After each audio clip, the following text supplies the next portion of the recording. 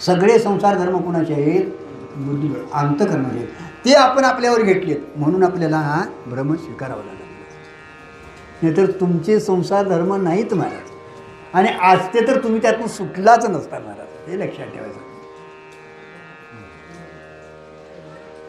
तुमचे असते तर तिथं तुम्हाला प्रतीती यायलाच पाहिजे होती महाराज, पण तुमचं स्वरूप तिथं आहे ना, तिथं तिची प्रतीती येते ना. सुखानं झोपलो होतो काय जाणत नव्हतो, म्हणजे सुख हे तुमचं तिथं स्वरूप आहे. तिथं सत आहे, तिथं सत आहे, तिथं सत आहे महाराज, आणि तिथं प्रतीती येते म्हणजे तिथंही भासतं महाराज.